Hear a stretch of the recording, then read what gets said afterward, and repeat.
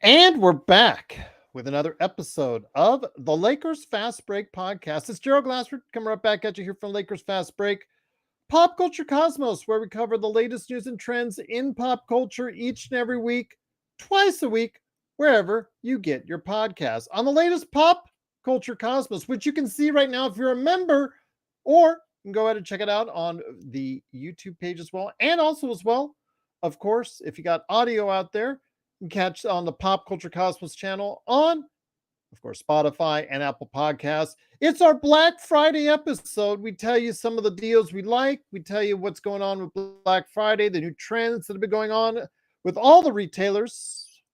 We like some of it. We don't like some of it. We tell you why.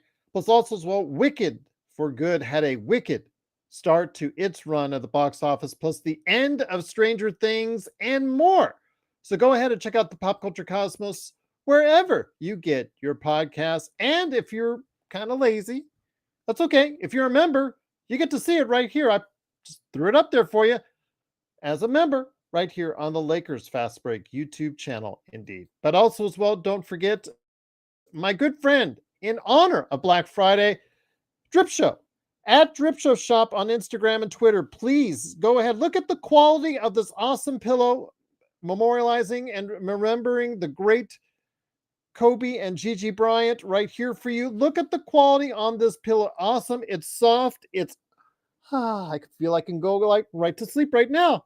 Oh, I'm sorry. No, can't do that. Got to stay awake to do the show. And look at the canvas art behind me of Luca and Kobe right there for you. You can get this quality work done for you. First off, all you have to do is just follow on Instagram or Twitter at Drip Show Shop right there for you. Send them a message. Tell them what you're looking for. Canvas art, pillows, hats, posters, t-shirts. Do it in some type of design for sports, pop culture. You do K-pop Demon Hunters, Taylor Swift, Lakers, Steelers, of course, Golden Knights, something like that. Doesn't matter. You send him the idea that you're thinking about, and he'll see if he can make it happen for you. That's at Drip Show Shop on Instagram and Twitter for your holiday gift ideas for a sports or pop culture fan out there. They would truly think it's very special and probably the best gift they've ever gotten from Drip Show Shop on Instagram and Twitter. All right, also as well, don't forget the Lakerholics crew. Hopefully they will be part of your Black Friday weekend on Saturday with another Lakerholics show. If you didn't get a chance, check out their show last Saturday. Also, as well, I dropped an NBA Observations, just premiered it earlier today. It came up on Monday for members first. For audio members, it's going to be coming up here later this week. It is with Caleb Ponce and myself. We talked at length about the Drippers, who lost again tonight to the Lakers. But we talk at length about the Clippers and their poor situation. We did talk about the benefactor of the Paul George trade, the Oklahoma City Thunder. And then also we talk about the actually a little bit more than that, best contracts in the NBA. It's a great conversation I had with Caleb. We do it on a weekly basis now, so hopefully you catch it. I'm looking forward to bringing out more NBA observations with more great people out there in the not too distant future. And remember, members get it first for just $2.99 a month right here on the Lakers Fast Break as well. Well, hopefully the guys will be coming in here in a few seconds, but for now, it is me, Gerald Glassford. Thanks again for watching, listening. Truly appreciate it. The Lakers came in tonight for some NBA Cup action with a later time slot that they started at. I asked Joe Sorrell, if he had remembered a time where a game had started this late in the evening, 8 p.m. Pacific time, 11 p.m. Eastern. I know it was because NBA on NBC wanted to do their special NBA Cup thing as far as having certain bracketed games done during prime time for both the East and West Coast. And he said, no, I can't remember a time where a Lakers game has started this late. And with that, though, the Lakers, would they have any problems going in regards to what they were going up against in not only a NBA Cup game for the battle for first place in their Group C, but also as well a battle intra-city against the Los Angeles Clippers. And for the first half, back and forth, Stop me if you've heard this before. It's been recent about as far as what the Lakers have been going through. Lakers, though, in the first half were led by a really, really good performance scoring wise by Luka Doncic with over 30 points in the first half. But in the second half, the Lakers played more as a team on both sides of the ball.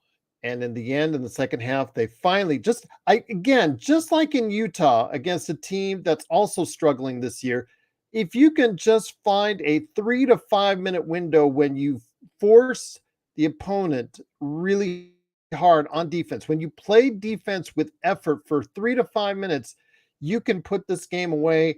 And in the fourth quarter, they did just that, outscoring the Clippers 37-25. Let me get you the numbers right now. Again, he had a great and sensational first half. Luka actually overall 43 points, 13 assists, 9 rebounds. Austin Reeves chipped in with 31, 9 rebounds, 3 assists.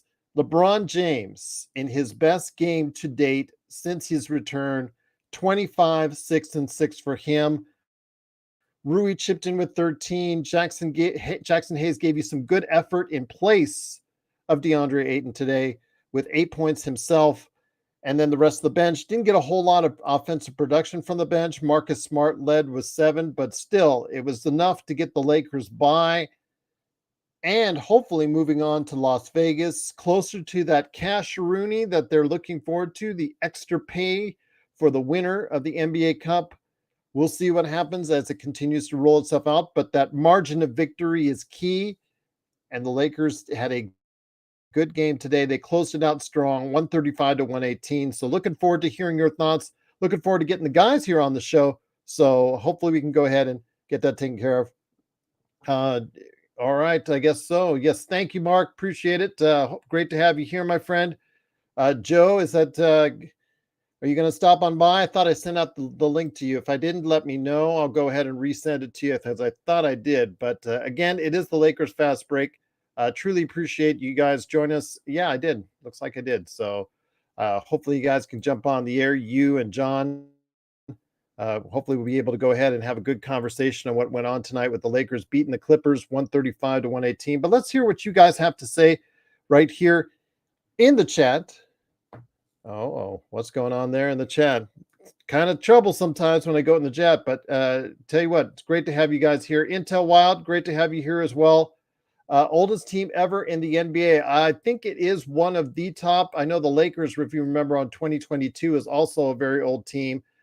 Golden State is also not a whole lot younger as well, but this could be the oldest team in the NBA right now. Intel, you might be right on that. Again, Hayes as an enforcer. Well, remember, Jose, I don't know if you remember what he said. I believe it was during the training camp that Jackson Hayes, and this bases off for our audio listeners, there was a dust up late in the game. Chris Dunn kind of put the ball really meanly and mean-spiritedly when Luka Doncic took exception to being pushed down by him. And he put the ball right in his gut, did Chris Dunn, put it into Luka's gut, and then it's in retaliation. Jackson Hayes pushed Chris Dunn hard, and that led to a brouhaha. Chris Dunn struck or just grazed Jackson Hayes in the melee. I think he might have hit a ref too. I'm not 100% certain on that. We kind of on playback.tv/Lakers Fast Break kind of thought that that's what happened. So Chris Dunn was ejected from the game, but Hayes, getting back to the story as far as what he said he wants to get his Slovenian passport and play with Luka in the upcoming Olympics. So I'll let you guys go ahead and chat about that one there. But it is, of course, Gerald Glassford. Thanks again for watching, listening. Truly appreciate it. Doomsday says, Gerald, this team could be very, very good defensively, but they're so good on offense. It's just hard for teams to score and keep pace. As I've said, Doomsday, if the Lakers, I said this at the beginning of the year, if the Lakers could field their team together at the starting unit, and I know this was when we were all discussing, should Rui go on the bench? Should Austin go on the bench? Should we bring Smart in off the bench and put him in the starting lineup? If the Lakers held to, DeAndre Ayton plus the guys who went to the playoffs last year in the starting lineup, meaning Rui, LeBron, Austin, and Austin and Luka, That is probably one of the top 3 or 4 offenses in the league. Defensively was going to be the key. And right now they're a top 15 defense. And when I heard that earlier this week that their defensive rating is 14th in the league, I was kind of surprised because I had said I would be happy if the team was in the 15 to 20 range. I would have been happy with that, but they need to focus at certain points with most team just for a 3 to 7 minute period in that second half, and that will usually be enough to get enough distance to allow them to go ahead and get these victories. It's when they play these tough teams like Oklahoma City, Houston, Denver, and like that's when you have to focus more on a 48-minute basis from with those guys on your defensive end. That it remains to be seen if the Lakers can focus on a 48-minute basis against a top team in the NBA. We'll have to wait and see on that one. But tonight, again, against a terrible Clippers team, a Clippers team that is truly disappointed, a team that a lot of people, including myself, thought was going to be much better than they are this season. They just needed to focus in and on the defensive end for a 3 to 5 minute period, and that would be the difference in the game. And sure enough, in that fourth quarter, it turned out to be the case. And again, they created enough distance and a buffer so that even when the game really started to get ugly, and as you guys saw out there, so many stoppages, so many reviews, so many refs calling as far as ticky-tack fouls all over the place. I know the Lakers, as Blake said, foul merchants, but they've been foul merchants for years as far as specialists like LeBron, now Luka, Austin. Those guys are fishing for a lot of fouls. That's what they've been doing for years now. And now Luka's on our team as well, so he fishes for a lot of fouls. I get that. I understand that. On the other end, James Harden is going to hunt for fouls. You know that Kawhi is going to hunt for fouls, and again, these refs were calling pretty much everything and slowing the game to a crawl, and it really was at times unbearable to watch because of what went on. But again, I'm glad the Lakers got the victory, and I'm hoping that the Lakers now tied once again for second place in the Western Conference can sustain, which is more important to me than the NBA Cup. I'm sorry to say. That's the most important thing to me. I'm happy that the Lakers are now tied for second place with the Denver Nuggets in the Western Conference, and hopefully they can maintain that going forward. Intel Wild, truly appreciate the super chat. Monday MF, the toenail clippers strippers, the clowns of Inglewood. Go back to San Diego. That was I said this on my NBA observations with Caleb Ponce. I said, and thank you for the super chat again. I'll read the next one here in a sec. I said if they should they should not only, as Joe, Mr. Smiley, giving you his Thanksgiving smile right there, like a turkeyish grin there, or he's just a turkey. I really think that nice punishment would not only be suspending Kawhi for a year, taking away 5 future first-round picks from the Clippers, but sending him back to San Diego would be a great punishment indeed. But speaking of punishment, a good man is here to provide you some punishment out there on the airwaves. He is part of the Joe Soro experiment on YouTube. Also, as well, don't forget playback.tv/Lakers Fast Break for me, but also for him, Joe Soro experiment on playback as well. They had the game on their end. It is Joe Soro. Joe, great to have you here, my friend. Pulling away with the victory. Stop me if you've heard this before. Once they focused in for a period of time on the defensive end, they created the distance that they need to get this victory. They move on in the NBA Cup. They're most likely headed to Vegas now. What are your thoughts on a great victory today over the Drippers? Well, once the Clippers stopped making shots out of their a-hole, then they came back down to earth, and the Lakers just kept. Yeah, they doing were what shooting they were doing. 68% from 3 in the first half. That and the assistance of the refs for basically 3.5 quarters of every single type of 50-50 call would go their way, even though half of it was bullshit. That was a terrible product. By the way, I started watching because I wanted to feel the NBC thing. Then I realized I forgot that when NBC was at its peak, you had Marv Albert on there. You had Snapper Jones and you had Bill Walton. That's different. It's different than Reggie Miller. Jesus, Reggie was horrible in the first 10 minutes of that game. I had to switch it back to Sportsnet. Why did NBC hire him? He wasn't any good on TNT. Why the hell did they hire him? Like, get a better color guy, for God's sakes. Luka was dropping threes left and right, and he's like, the Clippers are blah, blah, blah. Who gives a shit about the Clippers? Seriously. You're talking about the Clippers and Kawhi and Harden while Luka's having what looked like an all-timer. Yeah. But he didn't have to. He didn't have to have one. He basically set the tone, and then the Lakers handled business. By the way, great game by LeBron tonight. Yes. Looks like he's coming into his own. 25, 6, and 6 for him. Austin was doing Austin things. I thought Jackson Hayes was phenomenal. I thought LaRavia was doing all those things that box scores don't show. Marcus Smart was doing a little bit of it too. Rui was hitting his shots as well. Great team game. You can say the defense wasn't all there, but again, there's a difference between defense playing bad and the other team hitting every damn shot. It's just, I know it's an 82-game season. I know you're going to deal with that every now and then, but I hate the Clippers. I fucking hate that team. I hate everything about them. I do want to say this, though. Where's John? I really want to go ahead and have that Jake LaRavia conversation. I've been waiting over a week now. I know he's under the weather. He said he would be here tonight. Where the hell is he? Gosh, man. Under the weather. He's hiding. He's hiding under the from weather. He said he was under the weather last time. Grown ass men don't talk about being under the weather. That's a middle-aged mother with 4 kids that does that kind of stuff, not a grown man. Okay, well, he's sick, whatever you want to call it. Check out Best League's new site talking about the MVP race. I put the link in there for you. Appreciate Intel Wild with his super chats. LeBron doesn't. How long have you known me, Gerald? How many times have I told you I was sick?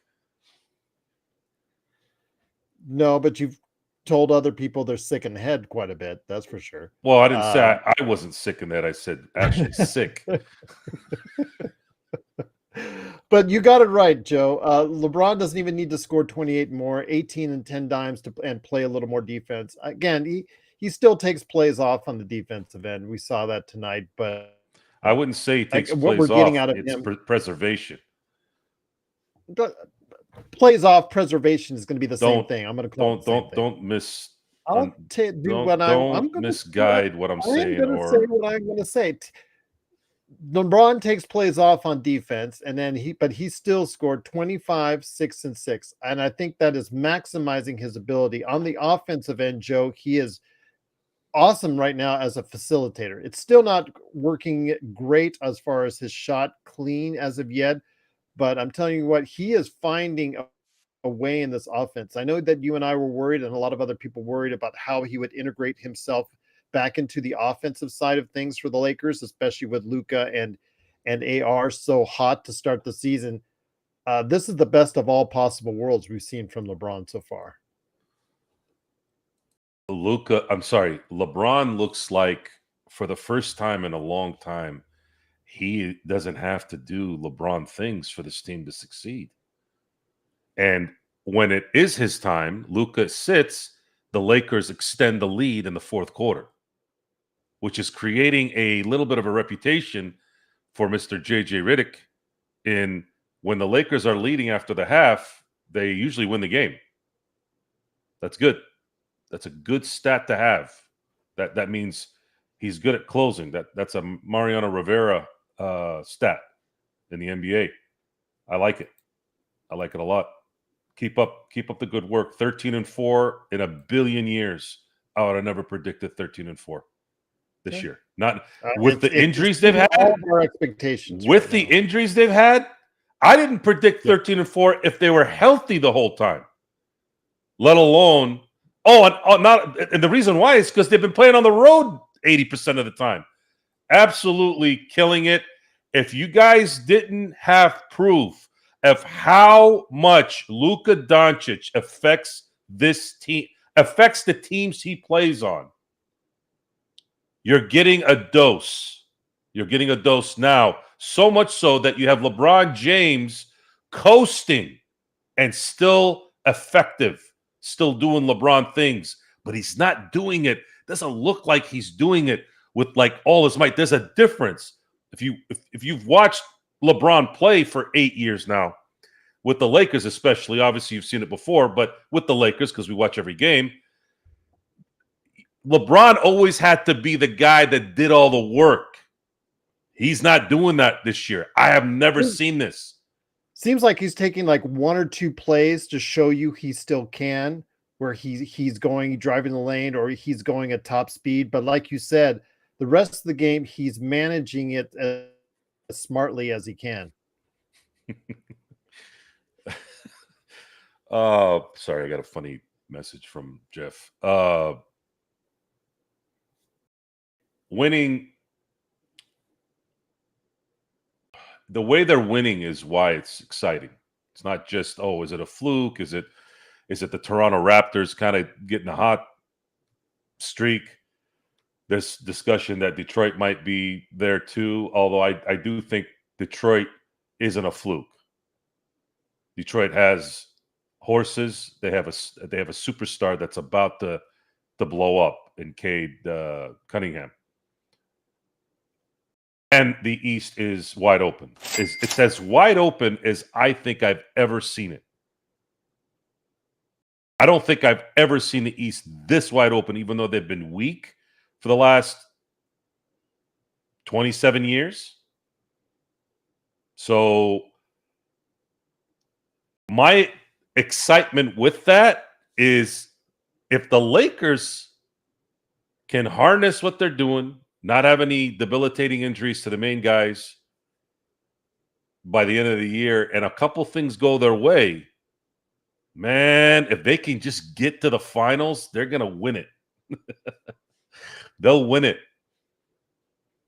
And I would love to play Detroit in the finals. I want a little bit of revenge from 04. 04 and 89. It's been 2 straight by Detroit against LA. I'd like to stop that a little bit. Again, I'm not saying that it's going to be Detroit and LA, but it would be nice just because of the teams. And my cousins are all fair weather fans, so they're going to be cheering for Detroit because we're all, from Detroit, suburbs of Detroit, and originally.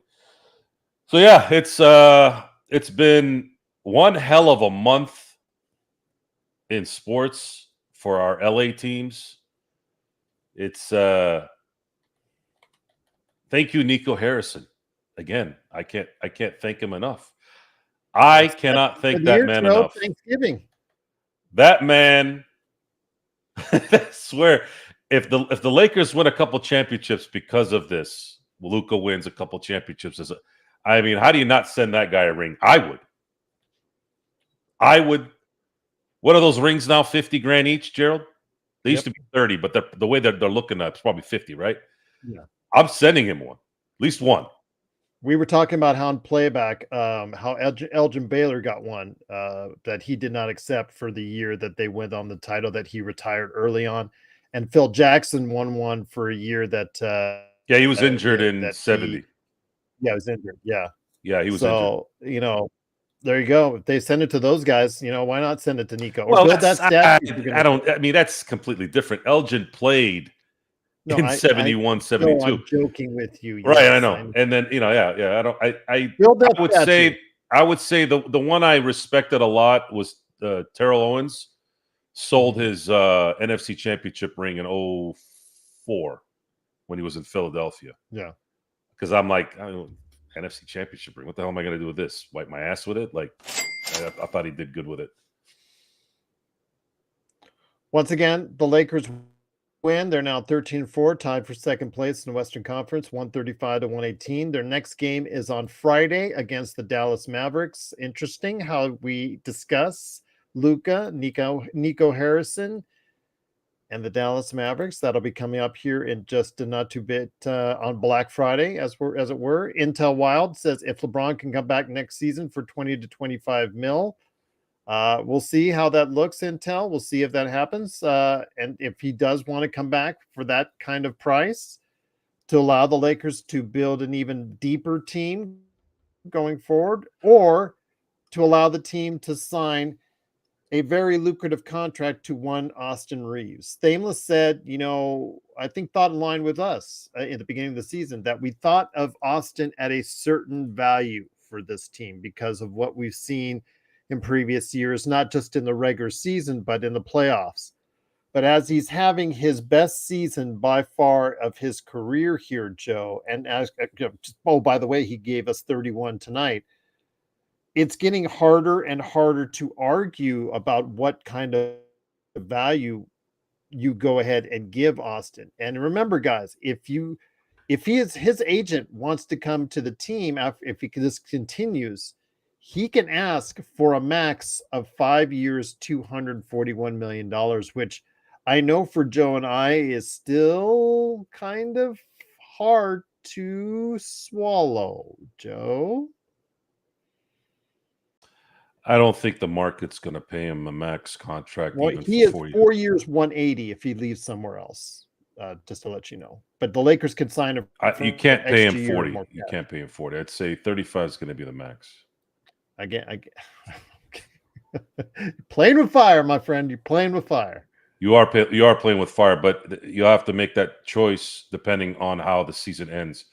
If LeBron is effective enough at the end of the year where the Lakers make a run, I can't put it any other way, honestly. At this moment, if the Lakers win the championship, which is not likely, but if they did, I got to stop saying if, but it is what it is. You bring him back. You got to bring him back. It's getting hard, Damus, because you're not going to have any name. You're not going to have a main. There's not going to be anything available this coming summer unless someone demands it. It just depends. It's something I think I'm not even thinking about because it's impossible to really predict how things are going to play out. The only guarantee that the Lakers have is that they're going to have a crap load of money to do what they want. They can choose to sign Reeves and LeBron again, or they can choose to build a team around Luka with Reeves. But I think Reeves is a $35 million a year player at this point. But the playoffs will have to be kind of the final say there. If he comes and let's just put this in there. It's not going to happen. If they go to the Western Conference Finals and they win, they go to the finals, it's either going to be LeBron or Luka that win those awards. But I was going to say, because I was in the baseball mode too, where sometimes you get a random guy that wins series MVP. But okay, if Austin wins Western Conference Finals MVP, let's say, and they go to the finals, he's probably going to get max money then at that point. But if he continues to struggle in the playoffs, that's what's going to get held over his head. By the way, it's Group B for the Lakers. I'm sorry, I misquoted earlier. It's Group B. The Lakers are leading at the top of Group B. And I just put in there, according to Mike Trudell on Twitter, LA is plus 36 after 3 cup wins and play Dallas in the final group game on Friday. OKC is 2-0 with a 63 point differential with 2 home games left to play. That's the scary part, Joe. OKC is a plus 63, and they've got their home games left to play in Group A. Denver and Portland are both 2-1 in Group C, meaning LA can clinch home court for the quarterfinals with a win over Dallas, regardless of point differential. So if they win, they're going to clinch home court for the quarterfinals before they can go to Vegas in this wonderful NBA Cup. OKC is going to be a problem. Something you have to accept. I had to read the part about plus 63. Okay, they've had 2 big wins, and realize that they're on the road. So, However, yeah. however, here's where this plays interestingly. When you have Luka Doncic in the zone, that man can win you a series. And no one knows that better than some of the top flight talent out there. The Anthony Edwards and those guys, Oklahoma City, they know this. So the Lakers have a shot, especially if their working parts are there, because Luka can go nuts. Luka dropping 24 points in the first quarter in a road game in Oklahoma City, buttholes will tighten in those series.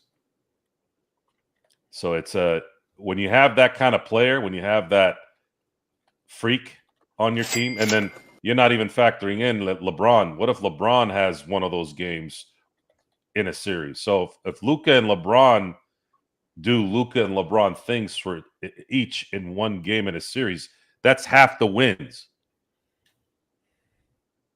That's a lot. So I'm going to enjoy the ride at this point. I'm not going to sit here and predict that they're going to go all the way and get all excited and after 17 games. I'm not going to do that. But I have really, really enjoyed watching them play. The only thing that dampened tonight's game was these refs were absolutely pathetic. It was a disgusting display of NBA freaking officiating. And these reviews taking 15 minutes. Dude, the game took almost 3 hours. And at the worst time, when you channeled 8 p.m. as a start time. And I know So you've killed your East Coast audience. You've killed your East Coast audience by the start. There is no East Coast audience anyways, but you just made it worse. I don't know why. Mm-hmm. Do they have some kind of analytics that helps this? What was the point of starting at 8? Did you find out why? I didn't find out why. No, the only thing it's NBC. They're doing. This is their first year back. Do they have some lame doctor or some fire TV show that they got to show? Well, could it be traditional broadcast ways of thinking that prime time for them doesn't start till 8? So 8 on the East Coast with a game, then 8 on the West Coast with a game. I don't know. I'm just throwing that out there. That's crazy. It's absolutely crazy. Here's the thing. They probably have some analytic that says it works, and it probably does. But what they continue to do is screw the real fans like us. That's all. They don't give a shit. Maybe it's a gambling thing they're doing it for. I don't know.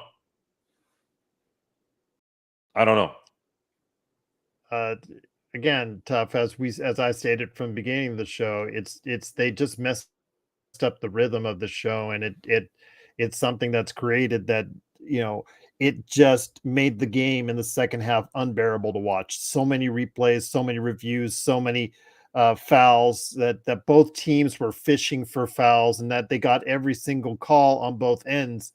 It just made the game unbearable to watch at times. It was just very bad. And it's horrible too, because you have to watch James Harden, who's going to go to the Hall of Fame, being one of the most boring. And this is not Tim Duncan boring. We're talking about the most boring Hall of Fame skills I've seen in sports is James Harden playing basketball. I don't know how the hell he does what he does, but he is exhaustingly boring. Just boring player, boring team, boring number one guy in Kawhi Leonard, boring Ty Lue, boring loser franchise like the Clippers. This is what it is. I can't stand the Clippers. I can't stand that whole existence at this point. The amount of pub that they get for being losers is amazing to me. It'd be like talking about the Miami Marlins nonstop. Like, what are we talking about here? Hell, at least the Marlins won a couple World Series, but no one gives a shit about the Clippers. Clipper fans aren't even Clipper fans. They're anti-Laker fans. That's it. No one gives two shits about the Clippers. Intel Wild says, if I'm at Austin asking for a max contract, I tell Austin you are not good defensively, so let's meet a little down. Again, as I say this before, and I'm going to say it again, Intel, I'm going to say it to everybody out there. He's 28. He is only going to get this opportunity once in his career to get generational wealth money for a substantial amount of years, whether it's a 4-year somewhere else or a 5-year from the Lakers. If he continues to play at this level, like that, around that what he's doing right now, Joe, if you look at the stats, other players of this ilk are getting max money. So how, I didn't say you and I would pay him the max money. Let's get that one thing clear. But if you're his agent, you're going to try and get the most dollars for him as possible, because this could be the one opportunity he gets, that opportunity to be one of the two marquee free agents out there, along with Trae Young and maybe some others as well, but not as high as those two, Austin Reeves and Trae Young. Those two guys are coming to market with some teams that do have some cap space, like the Clippers, for instance, that might be interested in paying top dollar for him and willing to take the price, even though his defense, again, is always under scrutiny by us as Lakers fans. Well, I I just mean, threw the Clippers out there as an example. He's going to have to make a choice. Do you want to go to Washington? Washington's going to have cap space in the summer. You want to go get the max of Washington? Or the Clippers. Again, the Clippers will be able to free up some. You want to go play for a loser franchise? I'm just throwing that out there, Joe. Intel says, honest question here. Would you rather have, again, thank you for the super chats. Truly appreciate it, Intel. Would you rather have Luka, SGA, or Edwards? I'm taking Luka every day and twice on Sunday. Joe? Wait, what was the question? Would you rather have Luka, SGA, or Edwards? Oh, come on. That's not even I mean, SGA's earned a lot. Don't get me wrong, but the second Luka wins a championship, it's over.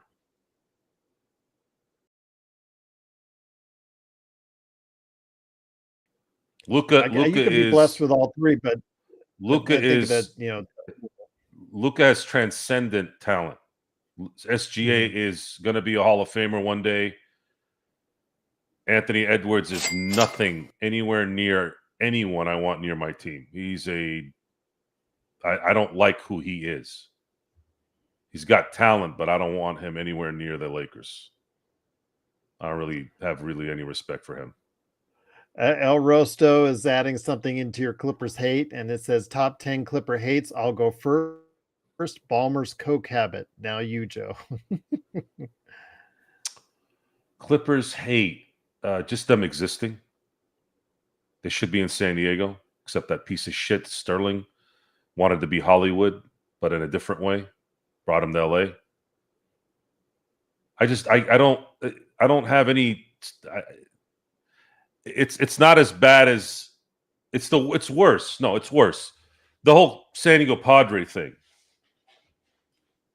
that Dodger fans have been dealing with the last few years. I like that there's a division rival there, right? I like that there's tension. But at the same time, you can't yap like you're the top dog when you haven't won shit ever. You have to win, and you can't beat the team in the playoffs and then lose to the Phillies in the next round.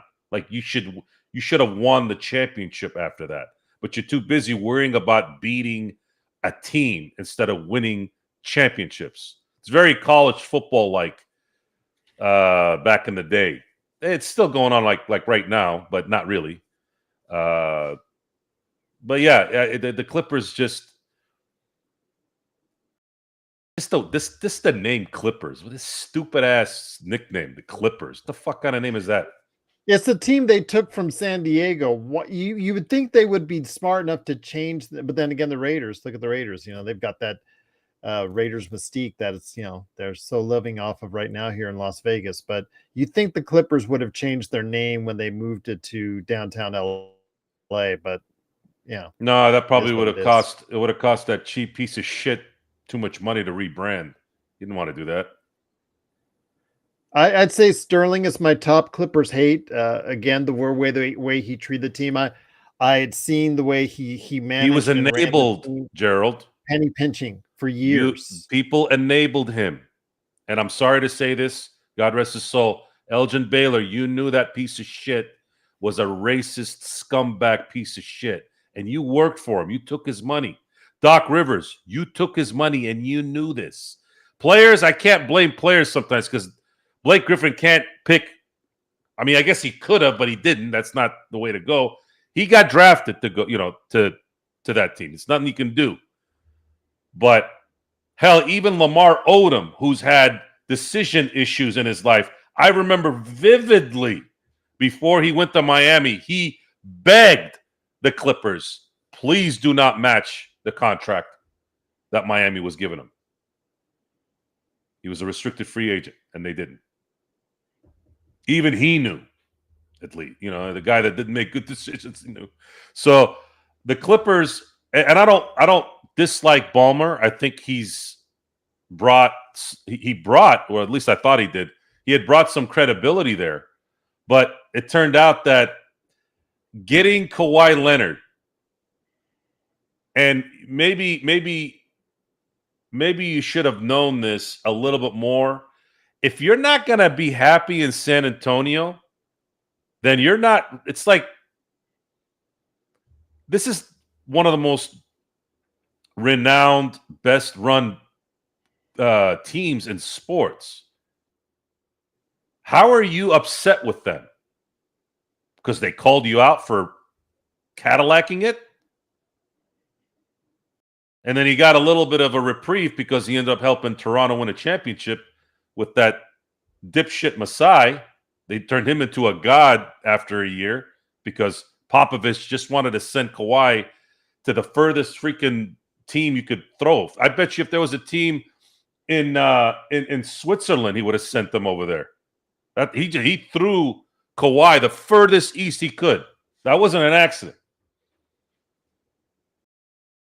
So if you're not going to be, and we're just wait. Yeah, if you're not going to be happy in San Antonio, there's something wrong with you. So here you are. Now we're talking about whatever the hell Adam Silver has really deteriorated the last 5 years. I mean, he really has. He has no balls. Absolutely no balls. What's going on with this Clipper thing? Did they cheat or did they not? Or are all these headlines? All these headlines pointing in that direction, Joe. Well, everything's pointing in that direction based off what you're seeing from the media, and the media doesn't know dick. Malik Beasley, they had him going to the gallows. All of a sudden, here we go. Oh, he's not. They found out he didn't have anything going on. Oh, really? You guys destroyed this guy, and then they didn't find one damn thing on him. No, Joe, this is different. This is way different. This is mountains of paper. Chauncey Billups is pleading not guilty. What does that tell you? That they have a case, right? They have to prove beyond a shadow of a doubt. Yeah. Are they going to settle? I don't know. Again, I'm not a lawyer, but I don't believe anything. I don't believe anything. I don't believe a damn thing the media says, and I really haven't in the past, but I don't believe anything now. Nothing. All it is to get clicks. All it is to get things going so that people can feed their stupid publications because no one wants to watch their trash. So they got to turn into the National Enquirer for clicks. So I don't know. I don't have a clue if anybody did anything wrong. The only thing that I'm pissed off with Kawhi Leonard on really is his stupid ass should have came to the Lakers, and he would have been 2 more titles deep, likely. And we would have been – Lakers would have been sitting on 19 championships right now, probably. Going on 20, when? I don't know. Who knows what would happen. Instead, he went to the Clippers, went to a loser team. With who? No, Paul Joe, George, of all people. Intel Wild wants you to call them the Toenail Clippers in the super chat. That's your line, Intel. You should roll with it. You should trademark it and copyright it. That's your you deserve that line, and I think that's the best. I think that's for the best in the end. Once again, it is the Lakers winning 135 to 118. They are now 3-0 on their Group B. Group B with a plus 36 point differential. They're second overall in the Western Conference to Oklahoma City as far as not only in their Group A with OKC having a 63 point differential, but the Lakers are also tied with Denver overall in the Western Conference with a 13-4 standings right now in the Western Conference. And again, you and I are in agreement on this, that we would not have predicted, even with full health, that the Lakers would be in this position that they are now. They're exceeding our expectations. The offense, like I said, has played at a really high level. The defense, we've gotten at times just good enough. And I tell you what, the scoring differential isn't great, but I tell you what, the Lakers are getting done where it counts, and that's in the win column, my friend. So somebody had mentioned my hate is more for the Clippers than the Celtics. That's an interesting observation. That was JSJ. Yeah, that's an interesting. That is there's some relevance there, because I like Brad Stevens, I like Jaylen Brown, I like Jason Tatum, I like that team. I really do. The only reason why I can't cheer for them is I'm a Laker fan, and there is a prize that the Lakers are close to getting. They tied it up until 2024. So I can't root for them to win titles. But I like the players. I like the coach. Mazzulla's great. Absolutely fantastic. My kind of guy. Brad Stevens, my kind of guy. The way they run their organization. You know, Gerald, with the whole Ime Udoka fiddling around with the help, right? That was when I really started to change, like, for them. I'm like, man, these guys are on point, because look at the one we have. That one jumps on coaches, allegedly players. What the hell kind of business is this? You want to have respect in the league as a business person, and you're jumping the employees? Like, what the like, what kind of that? You're not gonna get my respect. Like, dude, go find somebody else. There's a bunch of people out there. Why do you got to go play with people in the house? So the Clippers, the reason why the Clippers are such an irritant is because they've been made relevant with no credibility. They haven't won dick. They haven't been to a finals. And even going to a finals doesn't mean anything. Win something for once. Win something. And then you have the two most detestable players right now in James Harden and Kawhi Leonard on that team.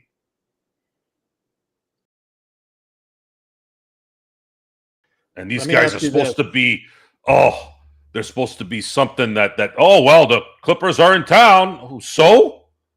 Who gives a shit? What are they, 5-13 now? 5-13. How many times we're going to have this discussion? Is Kawhi going to be healthy? Is this guy going to be healthy? Are they going to be healthy? Are they going to do this? Are they going to do that? No, they're not. They're not going to win shit. So let me ask you this. And once again, it's the Lakers beating the Drippers 135 to 118. Again, the Lakers are atop their Group B in the wonderful NBA Cup. But let me ask you this. The trade that sent Paul George and, for all intents and purposes, Kawhi Leonard to the Clippers. Yes, I know Kawhi signed as a free agent, but they basically, him and Uncle Dennis steered, along with all this other stuff that went on that we hear now going on that's been reported on, which you say you don't care about because it's the press, but they did report on the fact that he made several demands to other teams, the Lakers, Toronto, but he also demanded for the Clippers that they trade for his buddy Paul George. That trade that brought Paul George here to LA, to the Clippers, and bring in Kawhi Leonard. At the time, what were you thinking about that? What were you thinking about what they did at that time to bring those two in? Were you Clippers aside, because we all know that the clip's going to clip, and I'm sure that a lot of us were still thinking that, but you had to be at least, eyebrow raised when they brought in Kawhi and Paul George at that time. I kept replaying in my head Doc Rivers telling Ballmer that you might be making a mistake trading Shai Gilgeous-Alexander. I didn't know Shai was going to turn into what he turned into, but that was always that was an odd comment when I heard about it. Mm-hmm. And then when you know who Presti is, Sam Presti, you did start wondering, man, you're giving this guy all the resources to basically rebuild Oklahoma City the way he did when he got Durant, Harden, and Westbrook. That might be a bad thing. I didn't know they turned into this. No one did, because you didn't know Shai was going to turn. I didn't know 100% if Shai was going to turn into this, but it was interesting when I heard it at the time. Doc said you might be making a mistake trading Shai Gilgeous. Why would Doc say that? Doc is a lot of things, but I don't think Doc doesn't know talent. I don't think he had just finished his rookie season, by the way. I don't think you can again, you can call him whatever you want, but I don't think you can say Doc doesn't know how to recognize talent. And he absolutely hit a bullseye on that. Imagine the Clippers with Shai Gilgeous right now and building around him instead of knock knees Kawhi knock knees Leonard, and having to watch James Harden and his fat ass and his stupid ass beard running around being the representative of your team. Well, because of that move, he looks like he smells like stale popcorn with butter in it. Every time I look at him, I don't know why. The first thing that pops in my head is stale popcorn with. By the way, that oil at the theater, they tested it. It's one of the worst foods ever created. Is the butter at theaters? That's why I say no butter. That's why it tastes good. I'll just take the salt, thank you. I'm like, yeah, baby, because I don't go to the theater as much as I used to. Pour the butter on. There you go. Butter it up. But that trade, and I talked about this with Caleb Ponce on NBA Observations. That is true, Johnny. That is true. If you're around me long enough, I hate everything. Like, I get into those modes where everything I see, smell, eat, I hate if it's not something I like. Yeah. JSJ, I mean, you guys are talking about where Ballmer should have moved the team to. He's making a ton of cash. No. Don't move the Clippers. No, that was never something I wanted. No. And please help us with this, Seattle. Why does everything have to go to Seattle? And Stefan, if why Seattle do you think took care of their business in 2020? If Seattle took care of their business, they would have won the championship last year, but they didn't. You can blame David Stern because he's a shrewd businessman, but Seattle dropped the ball. That's why they lost the Sonics. Don't put it all on the NBA. Do we have to have another discussion on 2020, Stefan? Come on. The Lakers won in the bubble without a home court advantage that they rightfully deserved throughout the course of the truncated season was. They would have won whether it was in the bubble or not in the bubble. Let's make that abundantly clear. The Clippers were not ready to win, and they were then, and they're not ready to win now. It's just the Clippers. The Clippers were up 3-1. They couldn't win. They couldn't get one more win. Why is that? What does that happen? He's talking about in 2020. Yeah. The Clippers were up 3-1 against Denver. And then you had Magic Johnson. I remember. Oh, we're gonna see Clippers and Lakers now. Totally jinxed it. Lakers beat. Even if he tried to give them, he gave them Ivica Zubac on a silver platter. Lakers beat everyone that mattered in March before the league shut down. They hit their stride. That Laker team was balling all year.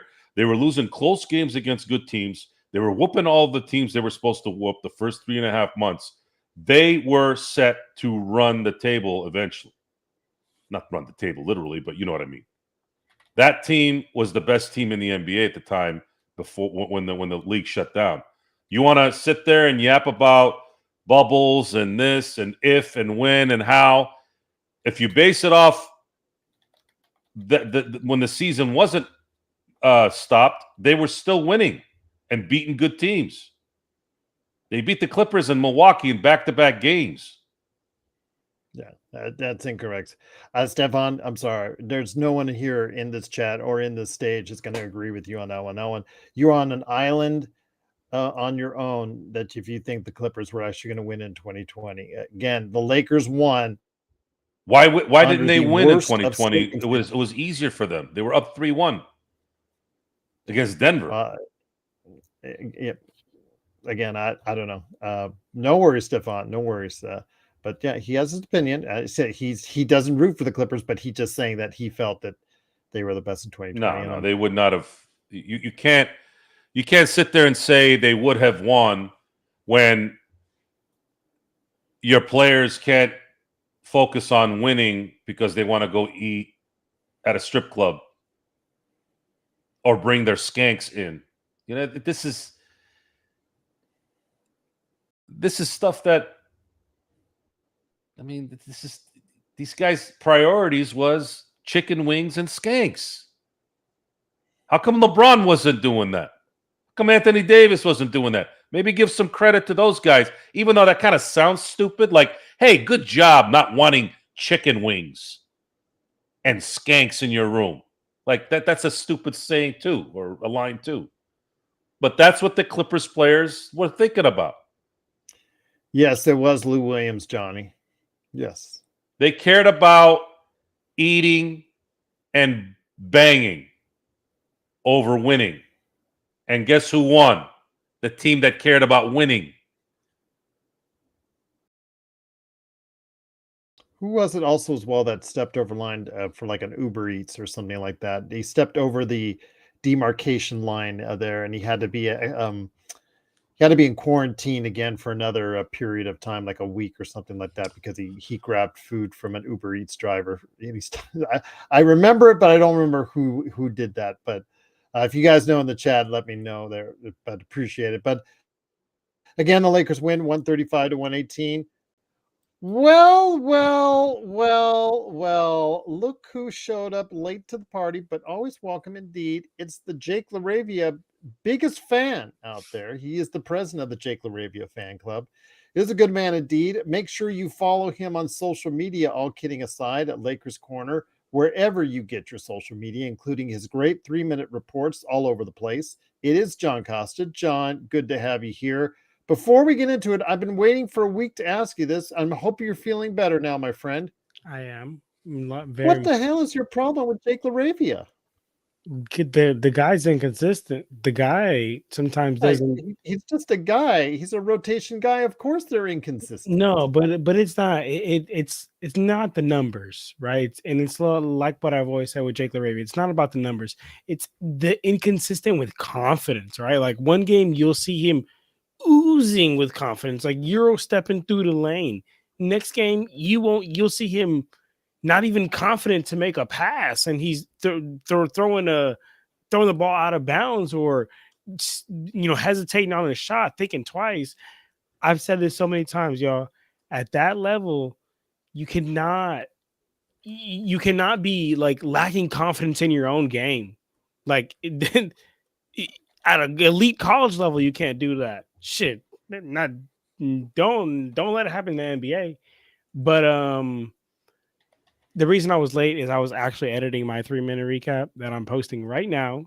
So I apologize, you guys, for being late. I was editing. Okay, well, your screen's black. My screen's look at that. 3-minute recap. Why gotta be black, man? What? I don't know, Joe. I don't know. Mine says Lakers. So, hey. Gerald has the best phone. There you go. But great to have you here, John. Your thoughts on the Lemon victory? pepper Lou, yeah. Yes, lemon pepper. That's some Lou. good shit, by the way. Lemon pepper. I forgot who was the other player that was cited because he grabbed the Uber Eats and stepped over the line in the bubble. I forgot who that was. Oh God, I'm gonna have to got look an Uber Eats that up after on the show's bubble. over. Well, no, there was Lou Williams who got in trouble because he went and got Atlanta, got the snuck out. I believe he got the wings at the famous wing eatery place that doubles as a gentleman's club. I'll just say that. Was it Montrezl Harrell? Was it Montrezl Harrell? Oh, okay. All right, Stefan. There you go. But 805, yeah, I mean, he is. You said he's good defense. I think he's active defensively. They did target him on several plays with Jake LaRavia, so he's got to understand that when he's in there, he's got a target on his back. If for a lot of times during the season, he's been able to be more than up to the challenge, but today they kind of did have their way with him, especially in that first half. And in the second, that play with Chris Paul where he got beat badly. Chris Paul just waltzes in for a layup, and then he's looking around. It's like the thing, you're beat. John's probably done this. And 805, I saw your question on Thanksgiving. I will answer it later. John, I know you've done this at some point in time. When you get beat badly by a guy that's 20 years your senior, you look around, you've been embarrassed. You got to go like, hey, why didn't you help me, Joe? Joe, why didn't you help me? Help me. You get beat so bad, you start blaming the help side. You like, come on, where the help at? Nah, own it, Jake. Just own it. So I'm going to say, again, he is a rotation player. He can give the Lakers effective minutes, but if you're expecting consistency, again, he's still young, 23 years age, and his minutes are being yo-yo because LeBron just got in there as well. I'm not trying to give too much to the kid. I just say give it time to let it work out, to find a place in JJ's rotation that's firm so he knows what to expect. I think you need to give the kid more of a look before you just because I was kind of irked when I was driving home from Allegiant Stadium the other day and you were saying that you had just had enough or just about had enough of Jake LaRavia. I'm like, it's just the first part of the season, my friend. Just slow down on Jake LaRavia. But it's like I told you though, Gerald, again, I'm not talking about the numbers wise. I'm not talking about what he's producing. I'm not worried about that because for the exact fact of what we've all said, this guy's going to be a role player. It's the eye test. It's like you can't give me consistent effort game through game. Shit, let alone consistent confidence. You cannot, Gerald. I was on the freaking post game that game. I think that was a Timberwolves game.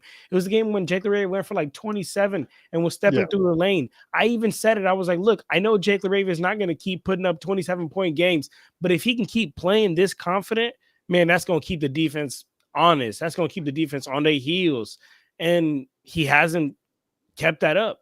So that's my issue with Jake LaRavia. It's not the production. Yes, we all know he's a bench player. I'm not asking him to put up 20 points per game, but I'm asking him to play with that kind of confidence.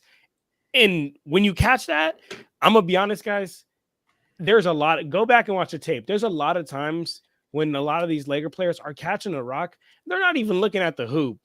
You're not even looking at the hoop. You're not a threat. You're not even looking at the hoop. And Jake LaRavia be on that type of time sometimes. That's funny you say that because Stu said something tonight about Jackson Hayes looking at the hoop. Come on, Jackson Hayes. But good thing Jackson Hayes is not Jake LaRavia. Well, I'm just saying, it's interesting you brought that point up because Stu's a coach. People don't know that. He coaches and helps kids, right? And as soon as he said that, I was like, and then you said it, I was like, yeah, it's true. Yeah. That's exactly. And look what happens when you do that. Jackson Hayes had his best game of the year. Come on. Look, basketball's not complicated, believe it or not. The only thing that makes it complicated is when you're 6'2" and playing a guy who's 6'8" who can jump out the building. Then you're fucked.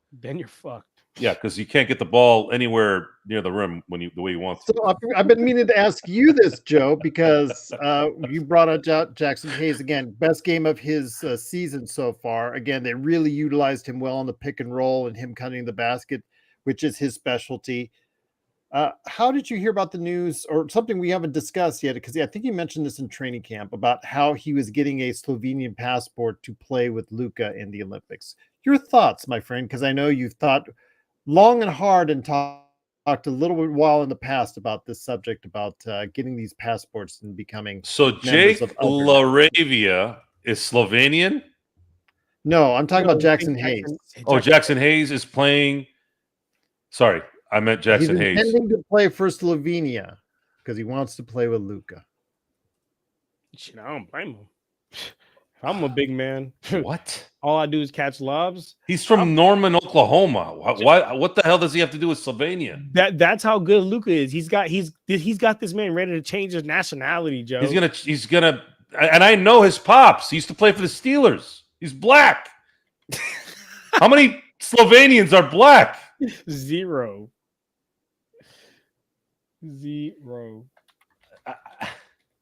Look, Gerald, I'm gonna make a confession. I'm gonna be a Haitian. Hey, come on, come join. Hey, look, Lightskins. if you guys got a problem with it, you're racist. It's that simple. I'm Haitian. Sammy, I say this because I'm gonna put. Hold on. I'm gonna change my name. Damn it. Well, I want to just let me catch everybody up. Sammy and everybody out there who doesn't know, Joe and we crossed this issue for at least a few occasions during the run by the Team USA, Joel Embiid, but others like Kyle Anderson for China. Those players that moved over to another team from their country of origin just so they can play in the Olympics. Go ahead, Joe. Just wanted to catch everybody up. I am Haitian. I just wanted to let everybody know. Congratulations, my friend. I appreciate you guys' support. support. The Haitian embassy for you. Yes, and I expect to be treated as a full Haitian. I expect everyone to. I'll be changing my name soon to a Haitian name, and I would like you guys to respect that. Hey, can I show you guys some? I want to show you some. Watch this. Nice. Here you go. By the way, MRH, thank you for joining us on Twitch. I'm just going to be honest with you. Yeah, we've all do not have the greatest of opinions on Bronny. We do not think he's an NBA player as of now. He's taking up an NBA spot because of his dad, and yeah, that's at this point it's not looking great for him right now. Go ahead, my friend. KD Trey Force. I don't know if you guys are big into basketball shoes, but check this out. These shoes usually go for like 130, 140 a pop. I got these bad boys yesterday. Okay, I got these bad boys yesterday for a grand total of $99. From where? Black Friday special. From Foot Locker. KD Trey Force. There you go. I'll show you what I got. Extremely comfortable shoes if you like playing basketball.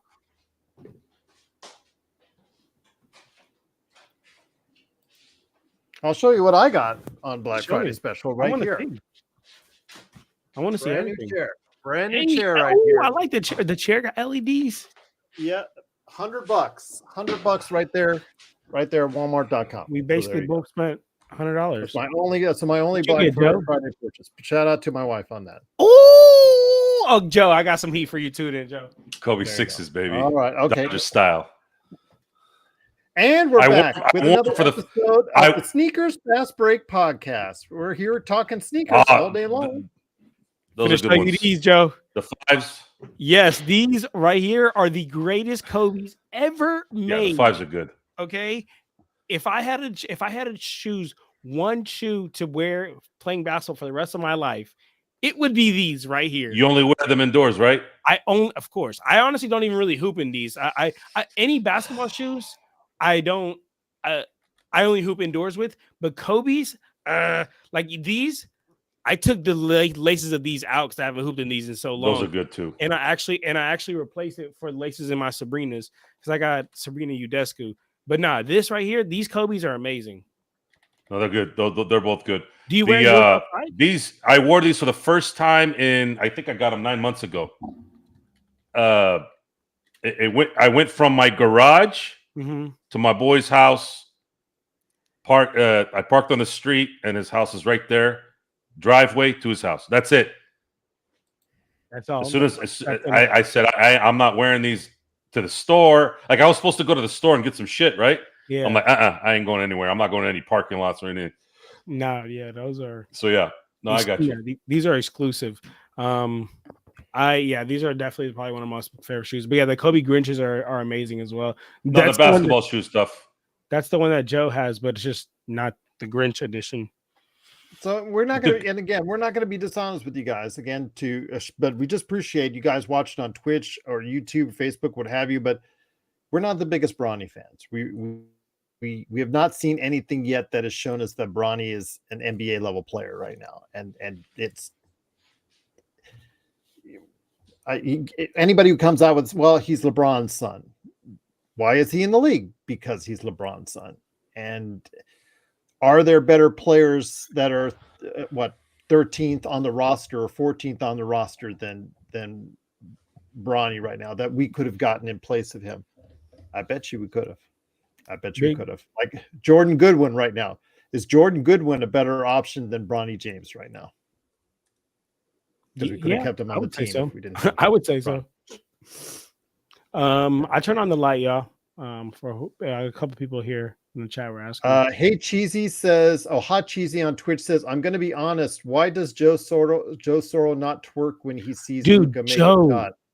Joe, can I tell you something? No, hold on, Joe.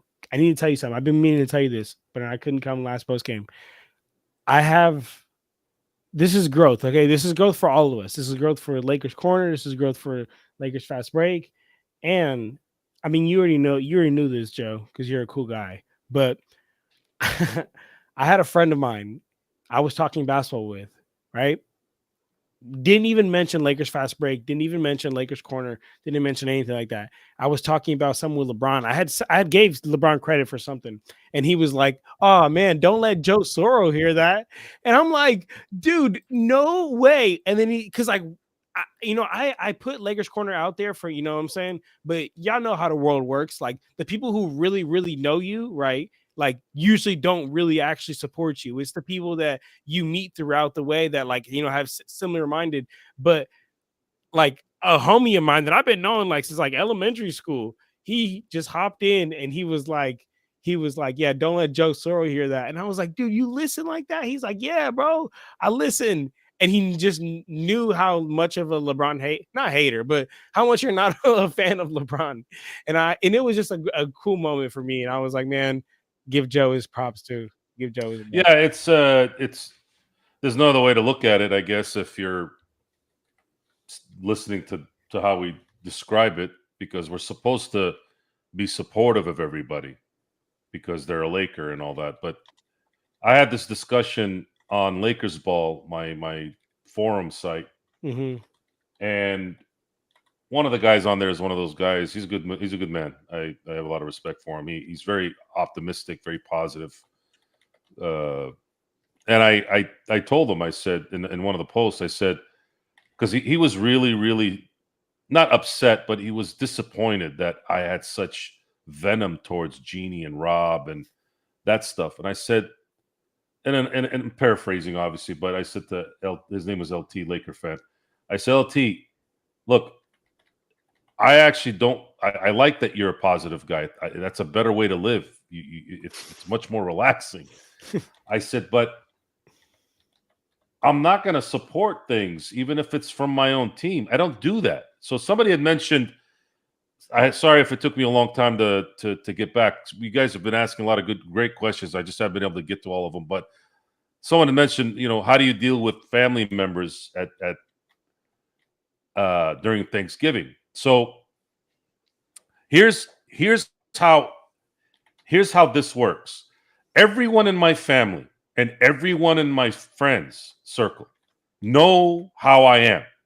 The people who are around me, who I hang out with, know exactly who I am, and they're the ones that are going to be around me. Those who don't, I guess, connect are not going to be around me. So I don't really have anyone, because at some point there will be a retort, and people generally do not like to be embarrassed told who they are. I hold back a lot because I feel bad for the people around me too, like my wife or my friends, and like there are times where I do want to react, but I don't because I know it's going to set things bad for them. So then I kind of I'll reel it in and just kind of go with the flow. But if I'm by myself, no. If I'm by myself and there's no connection to anybody around me, it's fair game, and that's just how I operate because I don't have time to deal with nonsense. So when we talk about Jeannie, we talk about Rob and them, there's so many layers to that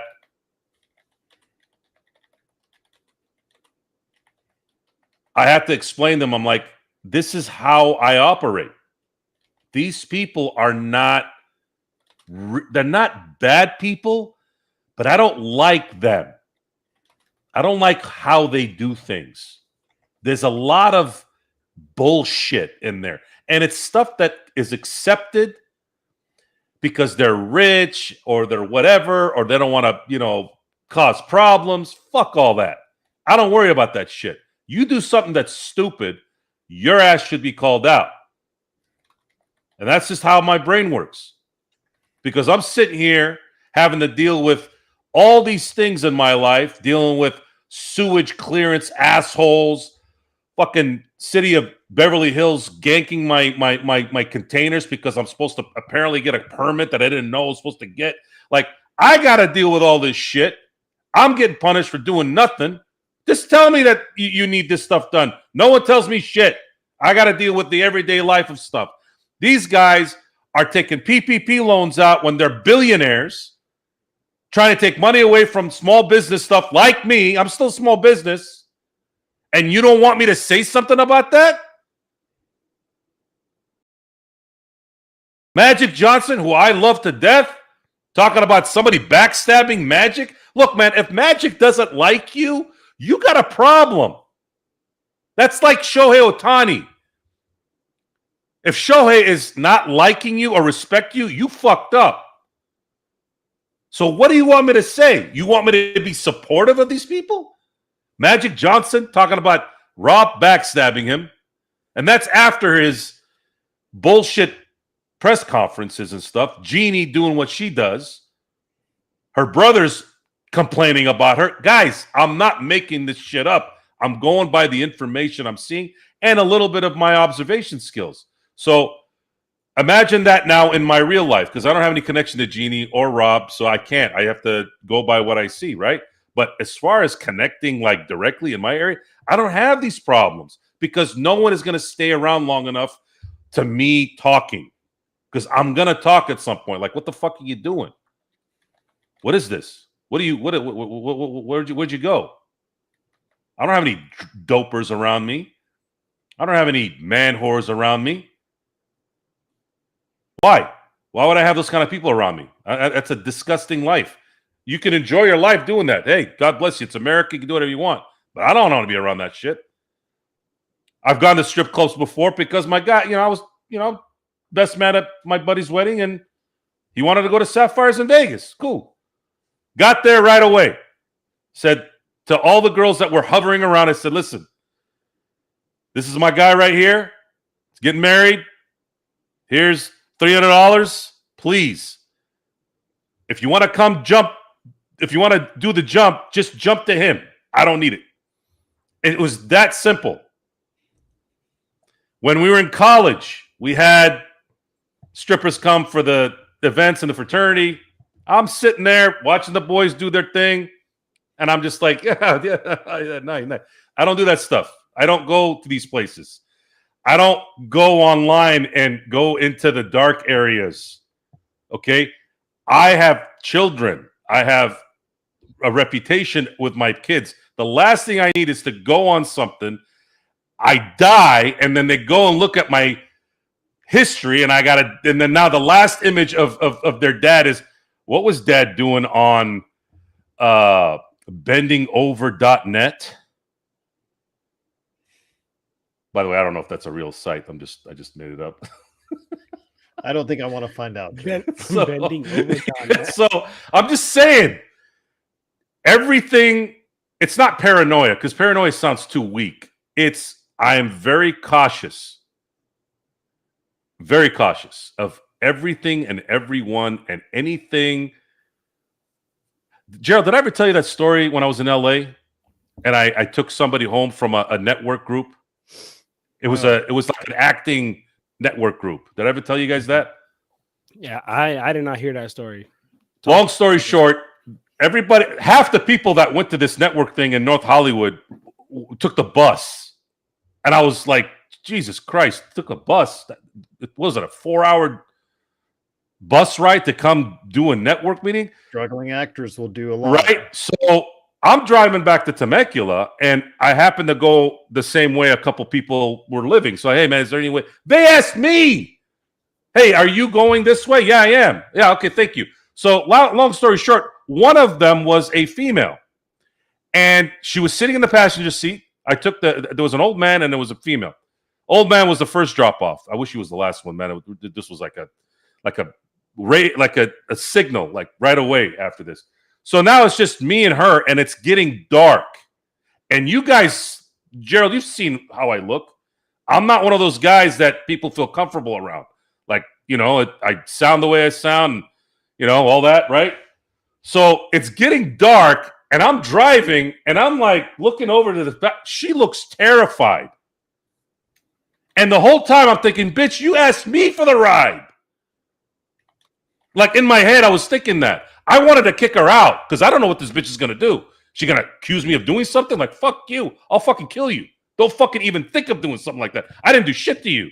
So I couldn't wait to get the fuck out of that situation. I was the one that was uncomfortable.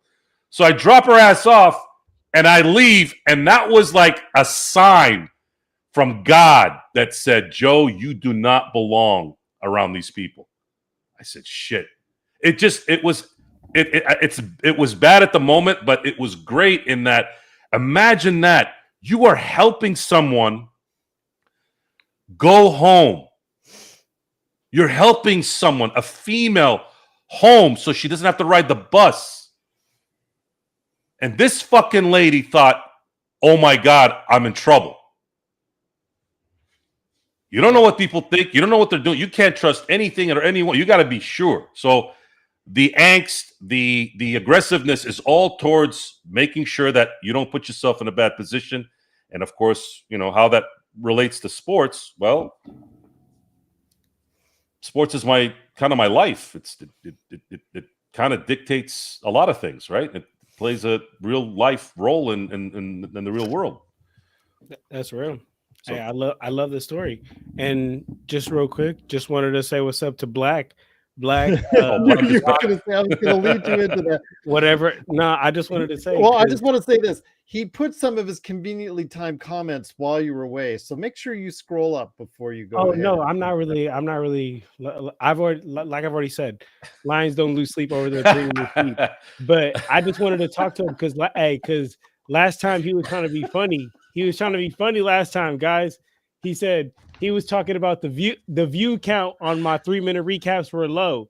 So I just want to read it off here. You know what I'm saying? On stage with everybody. Y'all go and give a shameless plug to my channel. Go check out Lakers Corner 3-minute game recaps. Shameless plug away, my friend. The 3-minute game recap against the Jazz, 1,500 views. Okay. The 3-minute game recap before that, 600 views. The 3-minute recap before that, 1,700. And then the one before that, 500. 5,000. Come on, man. Hey, Black, that one's for you, brother. Just wanted to say that. That one's for you, brother. But besides that, Black is going to turn blue now. He might turn blue. He might, because that was his only thing. You know what I'm saying? Come to a little bit of an armistice here and just come to a peace treaty for at least a couple days for Thanksgiving. It's on him. He got to come home. All right. Come on, Black. You can't. That's mean. Come on. What did he say? That's crazy. That Jaylen Brown one though was kind of. Hey, but I ain't gonna lie, Jaylen Brown lucky got it going though. I ain't gonna lie. No, but me, I know. When it's my time to go, Carlos Boozer had the best one. You know what I'm saying? When it's my time to go, I know. He looked like one of them Lego dolls. It's not my time yet. I can still get a fresh cut. You know what I'm saying? But I know it'll be my time soon. My mom tells me that all the time. Was Okay. Pops? Is that from Pops' side or Mom's dad's side? Mom's dad's side. My mom's side. Hey man, technology these days, man, they can fix that shit. Hey, no, I'm not tripping about that. Once I do that, I'm rocking it. Even Dion got his done. But I still got it for now, though. Hey, look, I still got it for now. Still got it for now. I'm still good for now. Come on. My biggest mistake, you know what's crazy, is as a kid, I used to have longer hair and my hair used to get curly, and I used to always be curling my hair, and my hairs would fall out. And my mom would always tell me, like, you ruining your hair, baby. You ruining your hair. And I'm like, man, I don't want to hear what you're talking about. I don't want to hear what you're talking about. I should have listened. That's advice. Listen to your mom, kids. Listen. Look, the hair is gonna go or not go, regardless of what you do most of the time.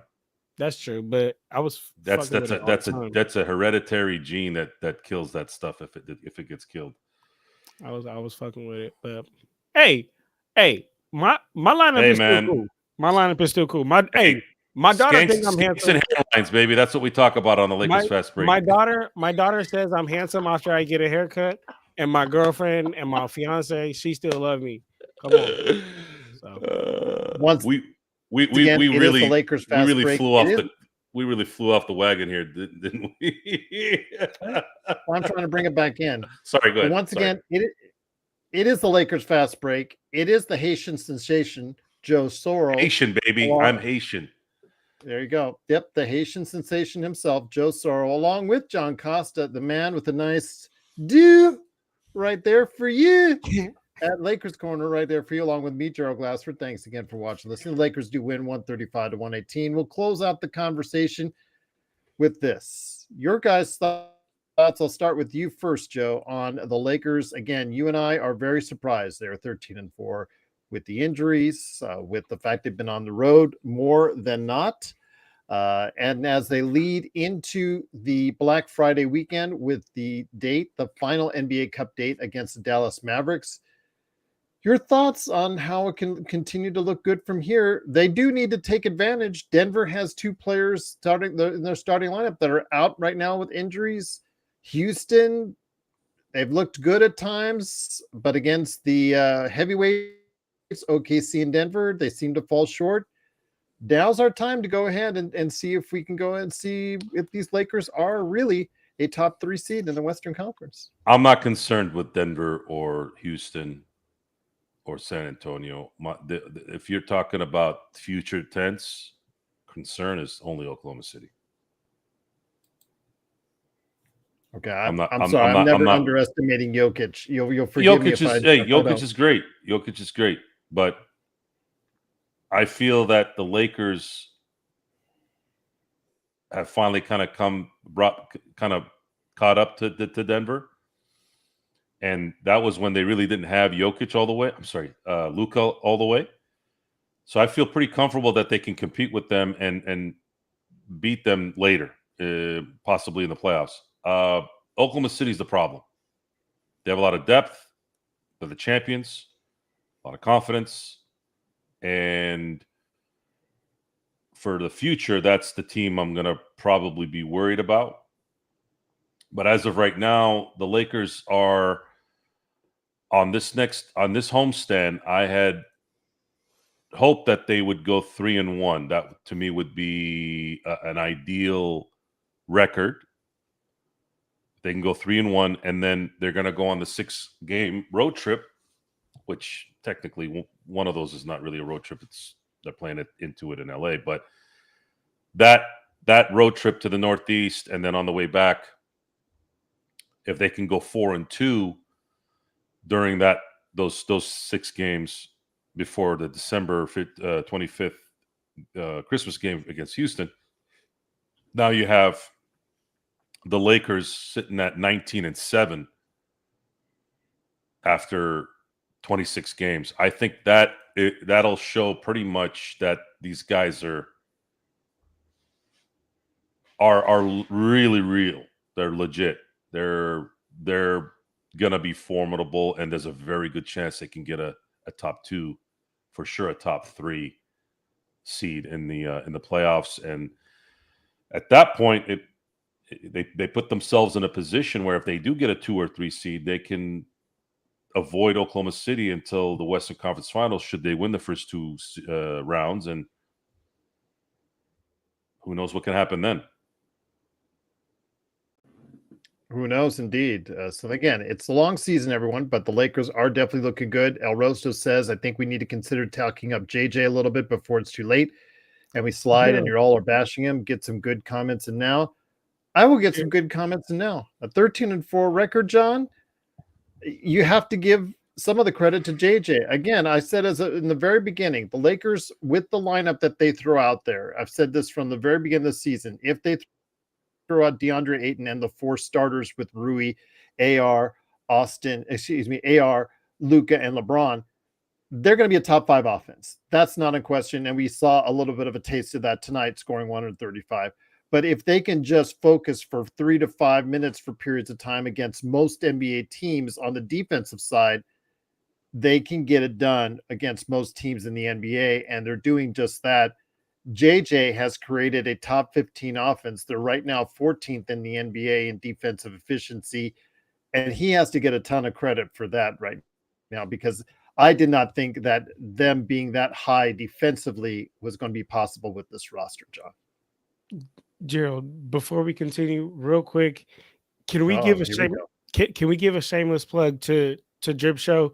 Because Black keeps thinking that I made this, which I mean, hey, I appreciate you. You think that I'm this talented, but this was gifted to me by the one and only Drip Show. So I started the show with a 20-second commercial for him right here for you. And that's what I'm saying, Gerald.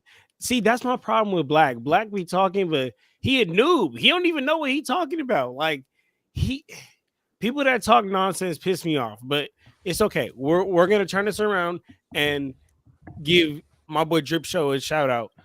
Look at that. At Drip Show Shop on Instagram and Twitter. Gave that if to you guys want something made like this, pop culture or sports related, again, canvas art. You see Luka and Kobe behind me. That's Drip Show. You see the stuff that Joe has behind him over there against the wall. That's Drip Show. You see behind John. That's Drip Show. You see the pillow with Kobe and Gigi. That's Drip Show. At Drip Show Shop on Instagram and Twitter. Thank you, Serge, for putting that in there right there in the comments. Make yourselves a great Black Friday present and a great holiday gift by going to Drip Show and asking for a custom gift that you guys need today. Yes. Go ahead, my friend. Yes, Gerald. I just wanted to say that, and I'm rocking that to support my boy Drip Show. But about we were just doing it. We just did it as an easy way, Black, to support Drip Show. Yeah, there you go. And Black's always got something to say. But you know what? The poster that you were talking about. A hater's always got something to say. Anyway, we're gonna keep it pushing about the Lakers, Gerald. Look, my original prediction was that they end there at the 4th seed. Honestly, it's looking better than what we even predicted. So looks great as of now, but I'm not going to get ahead of myself. I know this is a long 82-game season. And like I said, if we can finish as a 4th seed, great. But to Joe's point, I love what he mentioned, that if we can finish there as the 2nd seed, we can avoid OKC. But honestly, I'm going to be honest, the 2 teams I fear, and I think everyone can attest to me and agree with me here, well, at least I would hope so, is OKC and Denver. I think those are only 2 teams that, like, I don't think that we could be at all in a 7-game series. I'm just being honest. Like, could we get a game or 2? Absolutely.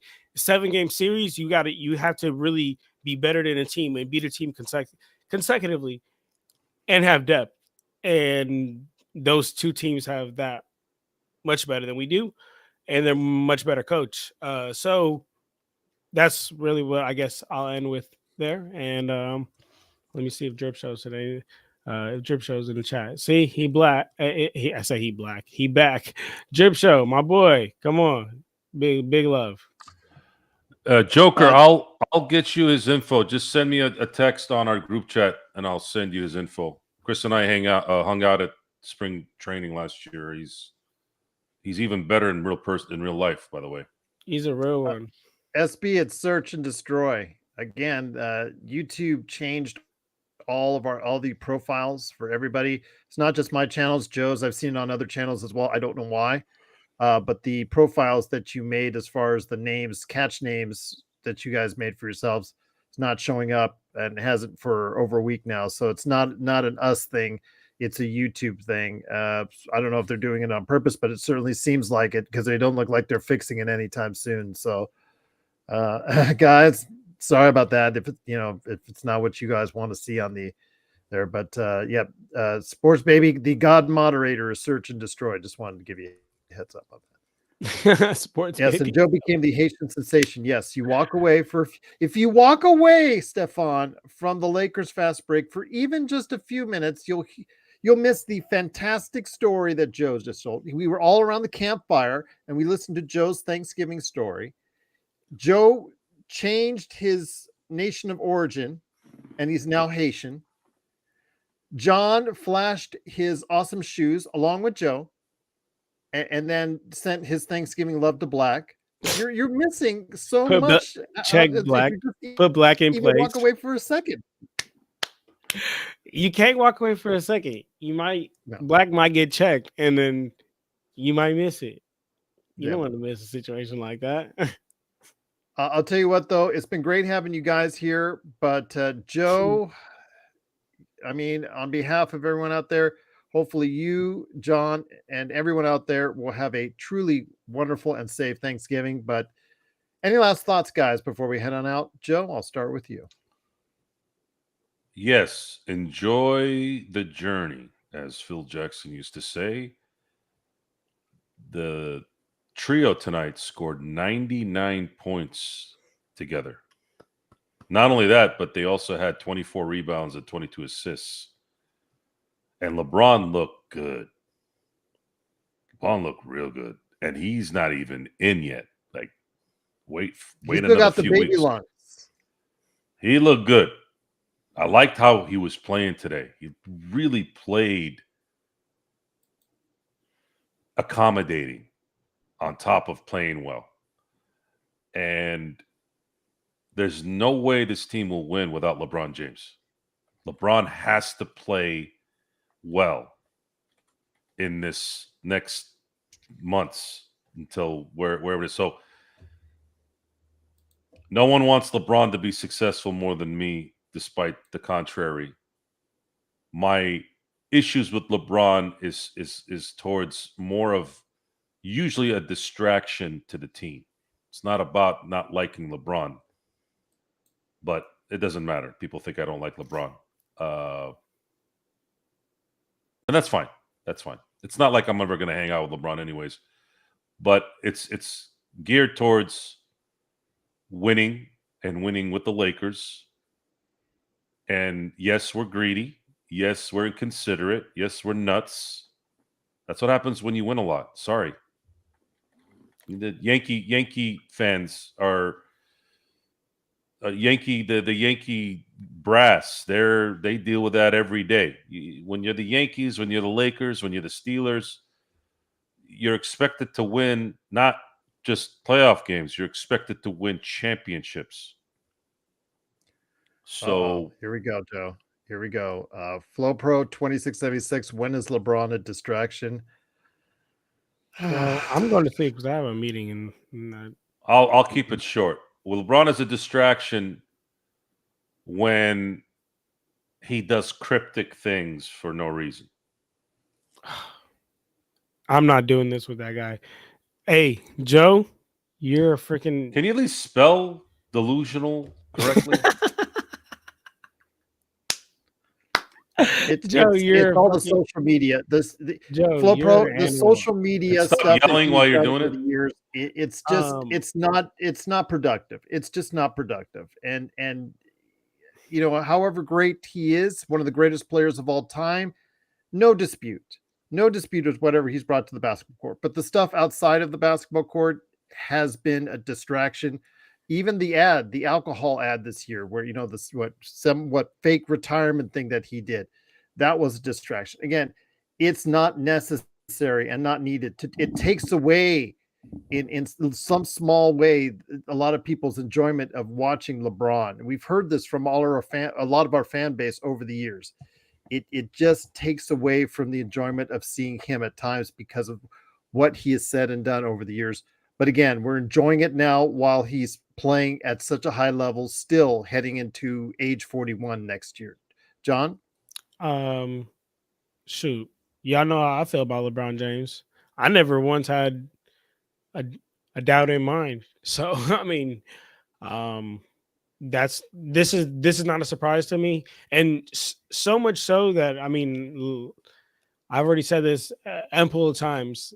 I don't even think we need LeBron in a game, in November 26th, like to get a win. I think we're good enough to get a win simply with AR and Luca, enough to get through a regular season. And LeBron has played enough basketball, enough playoff basketball to understand what it is to turn it up. So, in my opinion, I think load managing him as much as possible is the way to go. Just simply because when you're 41, it doesn't even necessarily have to be like, oh, he got hurt because he was playing so many games. It could be like he got hurt and the way he fell is just a 23-year-old would have felt just the same way and bounced right back up, but he ends up hurting himself. So that's the only reason why I say that. But hey, what do I always say? I'm just a man with an opinion, right? But anyway, I said fourth seed. Let's see, finish as fourth seed, and I'm gonna go to sleep because I have a 8 a.m. meeting tomorrow. Even though it's working from home, so You got I it, can't my really friend. complain. But you guys are the best. I appreciate you, Joe, the Haitian sensation. I'll be reaching out to you, brother. There's a chance I might go down to SoCal. I don't know. I got to see. So When? I don't know. Maybe if I do, it might be this weekend. But I'll let you know. I still Of don't course, know. I'm out of town this weekend. That's crazy, Joe. That's crazy. It's Make okay. it next weekend, and then we'll get together for sure. Yeah, and then when I do, I'm gonna come. I'm gonna drive. So all good. But Gerald, I appreciate you as always, brother. Thanks. You got it, my friend. Yeah, Search. I've transitioned, but I'm not gonna put any blackface on. I don't want to go that route. This is still Gerald's Thanksgiving, channel. I don't everybody. want to jack it up.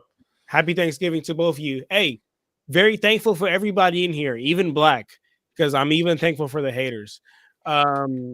Thanks, Haitian Sensation. Thanks, Gerald. Thankful for you guys. You got it. Have a Happy good night. Thanksgiving to you and the family, John. All right. Once again, that's John Costa at Clutch Talk, and also as well Lakers Corner, wherever you get your social media. FloPro, yes, OKC at what 18-1, whatever they're at. Yeah, how can you argue with them right now? But again, it's a long season. If SGA gets hurt, maybe that's a different conversation. And that's something that look, you can't say that might not happen. It's happened the last 5 seasons. Somebody's been getting hurt, and I'm talking prominent players. So you can't go into the end of the year going, oh, well, it's Oklahoma City or bust. No. What if they lose Williams? What if they lose Williams? What if they lose Chet? One of those cogs might be a problem. And Chet has had a lot of injury issues in his career. So why I'm saying to enjoy the ride, because you don't know how everybody's going to end up at the end of the year. If something like that were to happen, now the Lakers have an opening, especially if they're able to get through Denver, Houston, San Antonio, however that turns out. Because I don't think there's going to be a problem in the East. I just don't. And man, would it be a crazy, crazy ending to win a championship. That would be nuts. It's nice to hope. I'm going to hope.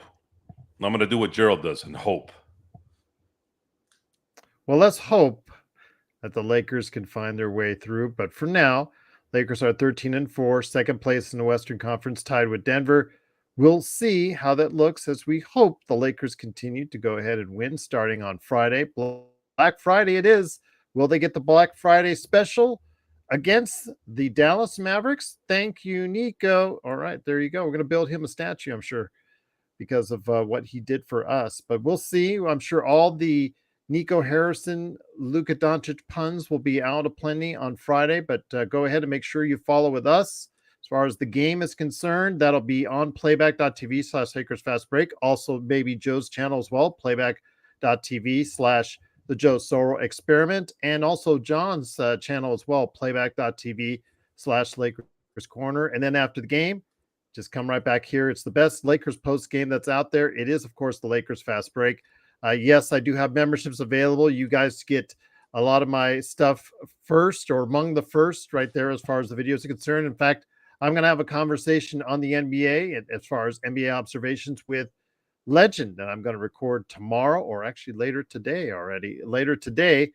And I will pop it for members first, and I'll have it hopefully for the rest of you guys about a day later. But if you want to get it first, go ahead and become a member. It's just $2.99, and that's a Black Friday special that I have all year long for you from your friends right here at the Lakers Fast Break. So once again, the Lakers win 135-118 for the Haitian sensation himself, Joe Soro. It's me, Gerald Glassford.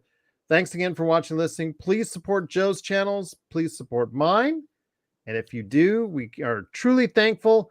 And here's hoping you and your family have yourself a happy and safe Thanksgiving from all of us right here at the Lakers Fast Break Podcast. Gobble, gobble. Be safe.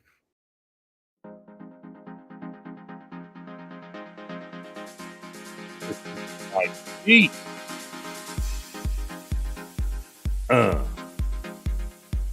Joe, can you speak on Mark Walter being connected to ICE? It's a rumor that wasn't true.